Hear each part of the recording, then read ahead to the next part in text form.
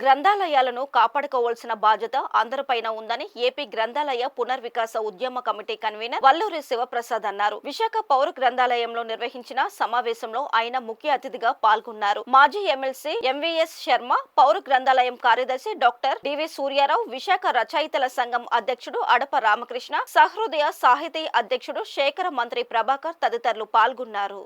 ఈ సందర్భంగా శివప్రసాద్ మాట్లాడుతూ ప్రజలను, విద్యార్థులను పుస్తక పఠనంతో మంచి పౌరులుగా తీర్చిదిద్దే మార్గంలో గ్రంథాలయాలది కీలక పాత్ర అని అన్నారు. ప్రభుత్వాల నిర్లక్ష్యం వల్ల గ్రంథాలయాలు ప్రస్తుతం అనేక సమస్యలు ఎదుర్కొంటున్నాయన్నారు. 100 ఏళ్ల క్రితం నడిచిన గ్రంథాలయోద్యమం వల్ల ఎన్నో ప్రభుత్వ గ్రంథాలయాలు ఏర్పడి ప్రజలకు ఎంతో విజ్ఞాన సంపదను అందిస్తూ వచ్చాయని పేర్కొన్నారు.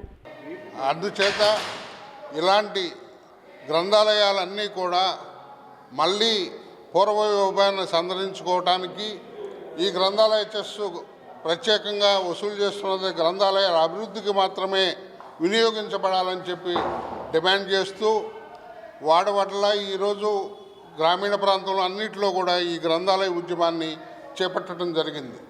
అందుకనే ప్రభుత్వాన్ని ఈ గ్రంథాలయ చెస్ను పక్కదారి పట్టించకుండా గ్రంథాలయాల అభివృద్ధికి మాత్రమే వినియోగించాలని డిమాండ్ చేస్తూ ఈ గ్రంథాలయాలని పౌరులు కూడా సక్రమంగా వినియోగించుకోవాలని, పుస్తక పఠనం ద్వారా, సాహిత్యం ద్వారా సంస్కారాన్ని పెంపొందించుకోవాలని, అభ్యుదయ దృష్టితో ప్రజలందరూ కూడా సమైక్య భావనతో మెలగాలనే ఉద్దేశంతో ఈ గ్రంథాలయ ఉద్యమాన్ని ఇక్కడ స్థాపించడం జరిగింది. దాని నుంచే మేము ఈ ఉద్యమాన్ని ప్రజల్లోకి తీసుకువెళ్ళి చైతన్యం చేయడానికే ఈ కమిటీ ఏర్పడింది. విజయవాడలో ఏప్రిల్లో పెద్ద గ్రంథాలయ సదస్సు జరిగి అనేక తీర్మానాలు చేసి ప్రభుత్వానికి మహజరు సమర్పించాలని చెప్పి మేమందరం అనుకుంటూ ఉన్నాం.